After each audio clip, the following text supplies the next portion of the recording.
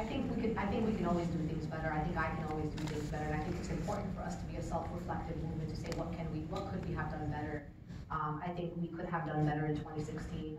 I think we could have been a little bit more aware of the consequences of the Trump administration. I think we also have to be self-reflective of not expecting always good to come out, and we have to expect the bad too. And I think that there was some expectance, or that we were expecting, like it was a done deal. 2016 was in, you know, and you saw the people crying that night. Like I was looking at them because I knew in my heart that those people knew that we had it in the bag, but we didn't have it in the bag. And one of the things I've learned over the last 2 years is now just, even in 2018, like people were pretty fired up and they thought we had it, we were going to win back the House for sure. And I was like, no, I'm not sure until the last door is knocked, until those results come in. There is nothing as sure in this country, that nothing happens for the sake of happening. Somebody makes it happen, right? And we got to be the people to make it happen. I regret some things, particularly like around the Women's March. I think that the women of color in the Women's March have endured a lot, and oftentimes fell in the place of appeasement of people who are uncomfortable with our existence, and oftentimes have said things that we may not in fact have agreed with, that we said of ourselves, but because someone told us it was the right thing to say. And I think that there were moments where we should have been able to say publicly and loudly and share our stories, like Tamika's experience of why she chose to do or say or not say the things, and not being able to say that because it was going to make people feel uncomfortable. But we should not be uncomfortable with our own true stories, and we should be able to be our whole selves in the movement. There were moments where I was not my whole self. It was because someone told me that my whole self was going to make people uncomfortable, that the Women's March couldn't afford more people uncomfortable. And I think that we should be, I think I fell into those spaces a lot of times in the last 2 years, only because we were so overwhelmed that someone told us that was the right thing to do in the moment for ourselves.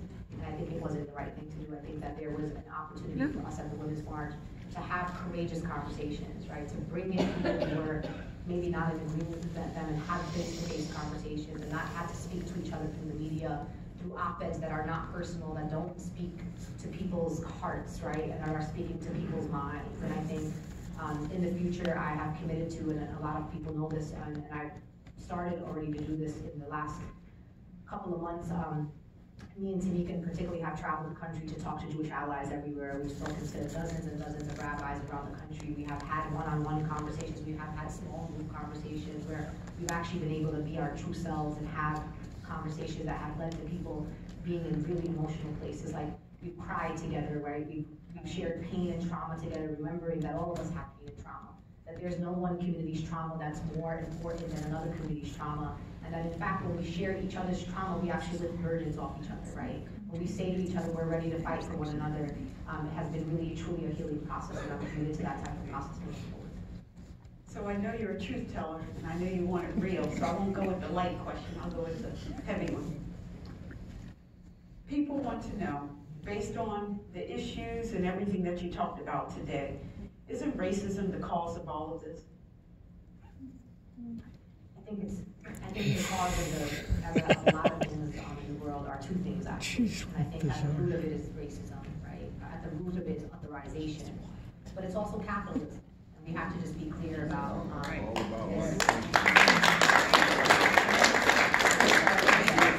it's a world that we've been put in that makes us compete with one another, right? It's the competitiveness of it, right? And it's also having to always make somebody the other. You've got to blame somebody else for your misfortunes, right?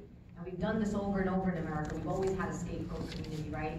And we can go back from the beginning, and I've said some of those. I mean, even folks that were, even the Italians went through it, right? The Catholics went through it. The Irish went through it.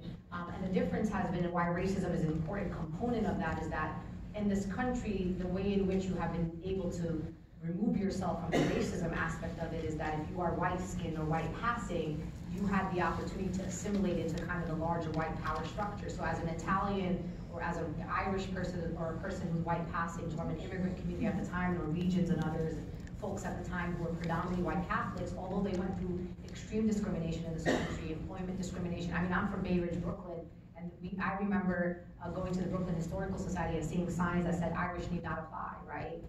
And the discrimination that Catholics went through in particular. But there was a moment in America where people of those descents were able to be like, okay, we have a moment here, we get to decide whether we want to be white, and then when we became white, we were able to be part of a larger power structure. And the reason why racism has to be a conversation that is right besides capitalism is because Black people can't do that, right? South Asian people can't do that. Asian Americans can't do that, right? Many people from the Middle East can't do that.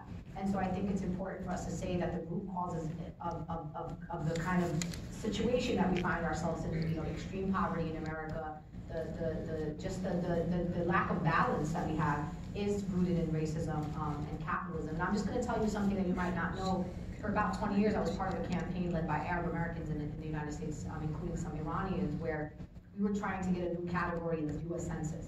And we didn't want to have to check the white box anymore. I don't know if you know, but according to the census, anyone from the Middle East, believe it or not, particularly those from North Africa and places like Palestine, Syria, Lebanon, we are actually counted amongst the white box. And we wanted a new category called MENA. And we worked for it for 20 years. In fact, in 2015, the U.S. Census Bureau tested the MENA category. MENA stands for Middle East, North Africa. We wanted our own box to check off.